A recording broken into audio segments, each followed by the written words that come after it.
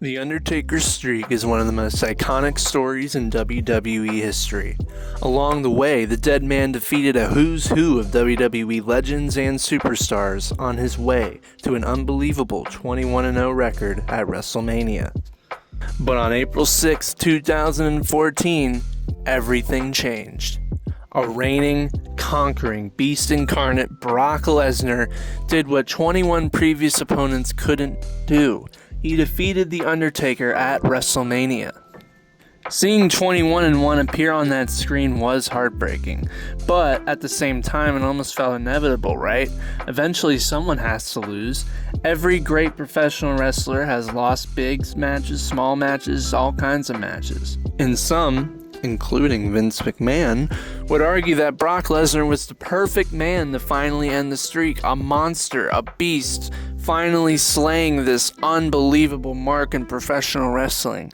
That victory helped transform Brock into an even bigger monster, eventually leading to another incredible rivalry between himself and Undertaker that following year. That Hell in a Cell match, if you know, you know. But I've always wondered, what if WWE chose to pick someone else to end the streak?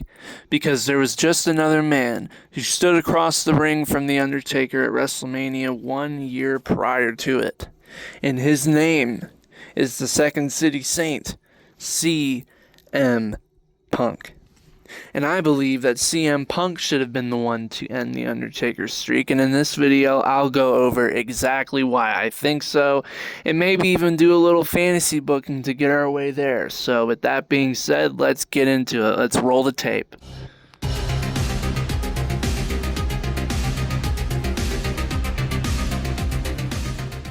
Reason number 1. Punk needed momentum after the Rock loss. CM Punk's 434-day WWE Championship reign was remarkable. By the end of it, there was no denying that Punk had established himself as one of the biggest stars in the WWE. But there was a problem. WWE wanted to run John Cena versus The Rock for a second time at WrestleMania after their match at WrestleMania 28 stole the show and stole many fans' hearts. This time with the WWE Championship on the line. And for The Rock and Cena sequel to happen for the championship, Punk's reign had to come to an end. So at the 2013 Royal Rumble, CM Punk versus The Rock, the Shield interfered in Punk's match against him, seemingly allowing him to escape with the title. But after Vince McMahon threatened to strip Punk of the championship due to this interference, The Rock demanded another rematch that night in that building, and that match be reset. And it was. And moments later, not too long after, CM Punk's historic reign came to an end. Punk would get another opportunity against The Rock at Elimination Chamber a month later, but once again he came up short. Think about where that leaves CM Punk heading towards WrestleMania. He had just spent well over a year as WWE Champion, only to lose twice to The Rock so that WWE could get their blessed rematch. Then Punk was announced as Undertaker's WrestleMania opponent. And suddenly, another loss felt inevitable, because they didn't have Punk win in one big match, they won't have him win the next. And that's where I think WWE had an opportunity. If you're going to take the WWE Championship away from Punk for Rock versus Cena, why not give Punk something even bigger in return, like the streak? Give him the streak. Instead, Punk lost again. And that was another one of Taker's many victims at WrestleMania. In the span of just a few months, the man who had been WWE Champion for 434 days went from being the longest championship reign of the modern era to losing to The Rock twice and being just another notch on The Undertaker's WrestleMania belt. Punk remained one of WWE's biggest stars afterward, despite these big losses, but I don't think he ever regained the momentum he had during that championship reign. And then less than a year after WrestleMania 29, CM Punk was gone from WWE, amid a number of frustrations with the company that have since been well documented. Would beating The Undertaker have solved every one of those problems? Of course not. But imagine CM Punk walking out of WrestleMania 29 without the WWE Championship, but as the only man who had ever defeated The Undertaker at WrestleMania. Suddenly, Punk doesn't need the championship to feel like the biggest deal in WWE. Anybody who would have beaten the streak would have been the biggest deal in the WWE. He would have been the one in 20-1. Reason number 2. Shield could have helped him win, and 3 other careers would have been born.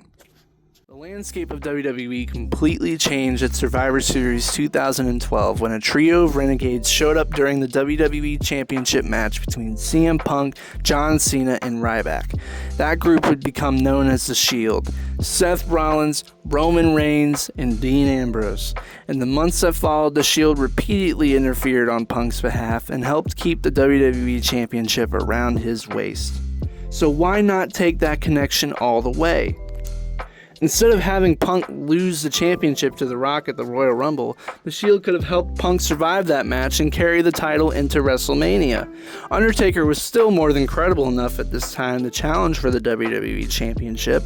This would have been a massive co-main event already on top of what it already was, while Vince McMahon still could have gotten his Rock and Cena sequel, just not for the championship.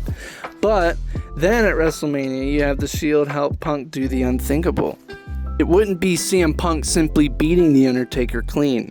That's not how that works. It would take 4 men to finally bring down the dead man. Punk gets to claim forever that he ended the streak, while Undertaker remains protected because it took Punk, Rollins, Reigns, and Ambrose working together to beat him. Instead of just one guy beating The Undertaker, it felt like it had to take 4 or 5 to beat The Undertaker. And think about what this does for The Shield. 3 guys who had only debuted a few months earlier would have played a direct role in ending the most legendary streak in WWE history. Punk instantly becomes an even bigger all-time villain, while Rollins, Reigns, and Ambrose become 3 of the most important young stars in the company overnight. Although they were destined for stardom, this only would have boosted it even earlier, even faster, even sooner. Reason number 3. He more than likely would have main evented WrestleMania the very next year against Daniel Bryan. So let me put my fantasy booker pants on for a minute. If CM Punk ends The Undertaker's streak at WrestleMania 29, suddenly WWE has the perfect opportunity to create an all-time story between the ultimate heel CM Punk and the ultimate babyface Daniel Bryan. Here's the position Punk would be in. In this timeline, Punk has beaten The Rock and The Undertaker. He ended the most legendary undefeated streak in WWE history, and you would have had every reason to believe that he was completely untouchable. We've already seen Punk's obsession with being respected and being called the best in the world. He wanted to know everybody knew. Now imagine his ego after ending the streak. He doesn't just believe he's the best in the world anymore. In his mind, he's proven it. And that's where Daniel Bryan comes in. By the summer of 2013, Bryan was becoming arguably the most beloved wrestler in the WWE. The fans wanted to see this guy become world champion, and the more WWE tried to hold him down, the louder those fans became. So now you've got your 2 sides. CM Punk, the arrogant heel who beat The Rock, ended the streak, and believes there's nobody left on his level. Daniel Bryan, the ultimate underdog who the fans refuse to stop believing in. That is the art of professional wrestling at play. Good versus evil, the unstoppable champion versus the ultimate underdog. And the best part is, WWE wouldn't have even needed to rush it. They've built this storyline through the second half of 2013. Punk could still have The Shield involved, and Bryan could slowly build a resistance against him, maybe even a John Cena or a Dolph Ziggler, if you know at that time. Hell, you could even do a 5-on-5 Survivor Series match with this very concept. The possibilities were endless with building these 2 up. But everything is building towards one destination ultimately, and that is WrestleMania 30 in New Orleans. Eventually, Daniel Bryan earns his opportunity at CM Punk in the WWE Championship, and when WrestleMania arrives, Bryan finally does what no one else has been able to do. He beats Punk. Daniel Bryan still gets his iconic WrestleMania 30 moment, but now there's another layer to it. He's not just becoming WWE Champion, he's defeating the man who ended The Undertaker's streak. And Punk gets something out of this too. He finally gets the one accomplishment that famously eluded him throughout his first WWE run, and that is the main event of WrestleMania. Punk ultimately loses, but Bryan gets his crowning moment, and WWE potentially creates two even bigger stars in the process. All-timers, Hall of Fame worthy careers. And look, I'm not going to sit here and tell you that CM Punk beating The Undertaker would have magically fixed every problem Punk had with the WWE, because it's well documented the man was hurt and he was tired. But if WWE decided for Punk to end the streak, he would have spent the next year as WWE's most central characters and would have ultimately gotten his WrestleMania main event. Maybe things are different. Maybe some of those frustrations never reached the point they eventually did. Maybe CM Punk doesn't even leave, but we'll never know. This is only fantasy. I'd like to thank you guys for sticking around for this video. Be sure to tune in for the next one. I've enjoyed making these kind of deep dives into wrestling history and alternate timelines, so be sure to check out my Wrestling Report shorts. I love you guys. Thank you for your continued support. It really means the world, and I'll see you all next time, baby.